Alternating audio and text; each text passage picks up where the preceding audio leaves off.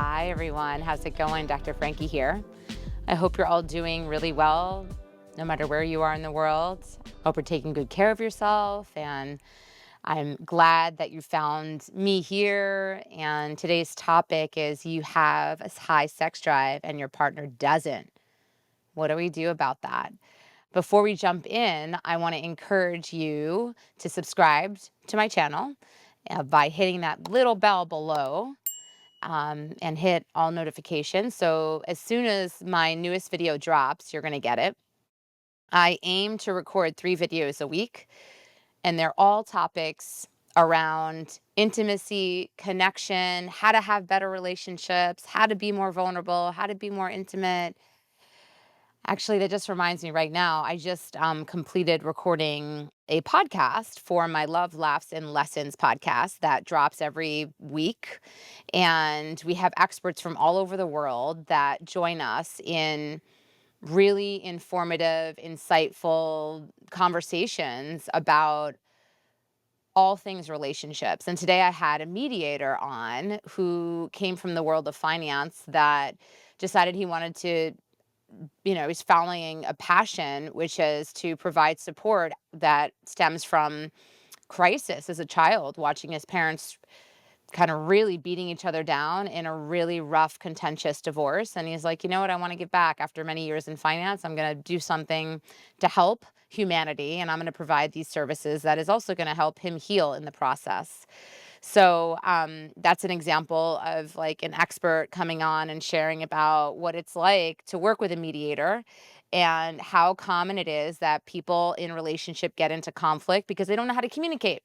So come here to learn skills focusing on communication, emotions, how to regulate, polyvagal theory. I mean, I talk about it all. I'm a clinical psychologist, board certified, and a dating and relationship expert with like at this point 3 decades of experience. I'm also the CEO of a large LGBTQ plus matchmaking firm that's global. We're based in the United States. We're national, but we also have people in our network that are overseas that are wanting to have really like quality relationships, so they get into our network. But yeah, so for those who have been following me and want to hear more and now actually hear from guests that are talking about really important topics to help us live more fulfilling lives and become more and more self-actualized, definitely look for us on Apple and on Spotify, all the places where you can podcast. And my podcast is called Love, Laughs, and Lessons. And again, for those of you that have been following me and have subscribed to my channel, thank you so much for your continuous support. And for you new folks, please subscribe so I can continue to support by delivering really important topics and information your way that you can apply to your life. So let's jump in. You have a high sex drive and your partner doesn't. What do we do about that?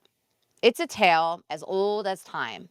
You would love to be having sex every day or at least every week, whereas your partner isn't on the same page.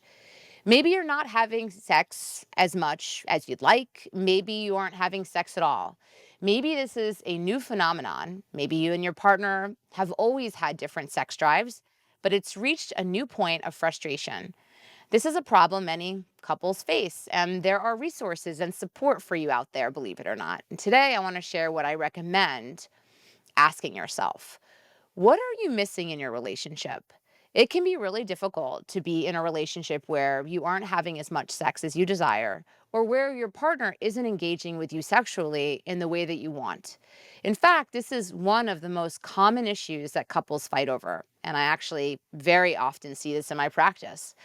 But if you're going to address the issue, it's helpful to know more about what it is. What specifically about having a higher sex drive than your partner is most difficult for you?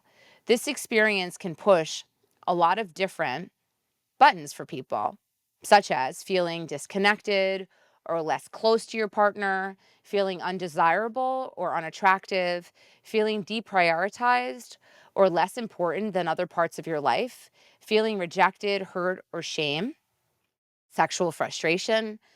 Understanding why you're bothered by this helps you get clearer about what would make the situation feel better to you, and also helps you communicate with your partner about what you need in a way that doesn't make them feel like there's something wrong with them for having a lower sex drive. What counts as sex or intimacy? Whether you think about wanting more sex, what kind of sex do you mean? What kind of sex have you historically had in your relationship? Are there other kinds of sex you would be open to or your partner would? Sometimes expanding our definition of having sex can make it easier to have more of it. Sex could include sensual massage, mutual masturbation, sexting or phone sex, sharing fantasies and masturbating about them separately, exhibitionism or striptease, watching porn together, making porn or taking photos or videos of each other, role playing, or kink scenes that don't involve genitalia or orgasms, sexual activities that doesn't revolve around penetration or orgasm, discussing the expansive range of activities you do with your partner that might feel intimate, connecting, or sensual might be a constructive and gentle way of opening up new avenues for conversation. It can feel discouraging and frustrating for you both to continue returning to the same activities that one of you wants more or more often than the other. It may be there are specific components to the sex you've been having that are more of a block than sex itself. For instance, if your partner struggles to orgasm, having sex centered around orgasming may feel high pressure or like they're set up for failure in some way. Reorienting sex around something else or expanding its definition may make it more appealing. Why is your partner disinterested in sex? Often, partners who are less interested in sex feel the need to justify or explain why they don't want it. Whether it's situationally, like I have a headache, or more generally, like I'm under a lot of stress, or I just have a lower libido than you. It can help make the issue less tense and more constructive if you're willing to hear your partner out with a sense of open curiosity, unattached to any specific outcomes or solving the problem. Rather than hearing their explanation or defense, try asking open ended questions to understand more of their broad perspective.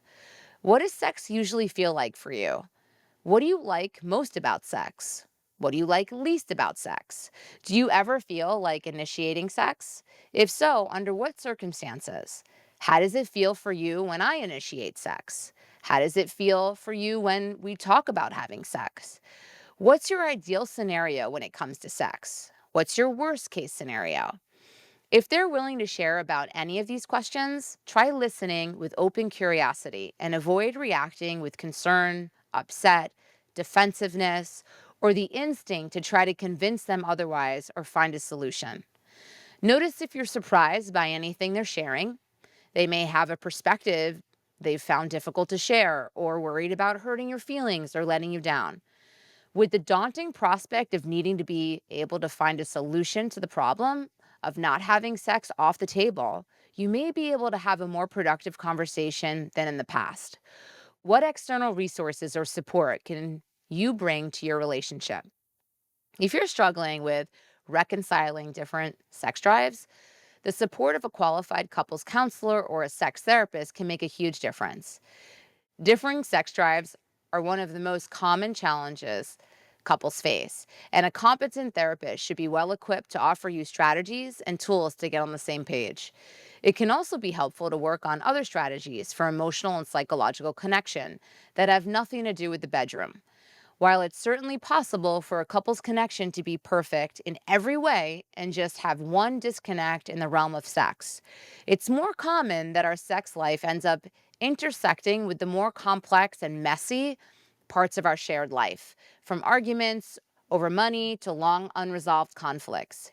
It's worth working on responding to each other's bids more frequently, developing a healthier relationship to conflict, and even examining the breakdown of domestic labor in your shared household and see whether you don't see positive downstream effects in your sex life. These are all topics I've spoken about extensively, so visit my channel so you can view all of these topics if you're not familiar and maybe you missed them from when they initially dropped. Thank you all for joining me today, and make sure to subscribe to my channel, and I will see you next time. Kisses, hugs. Take care, everyone.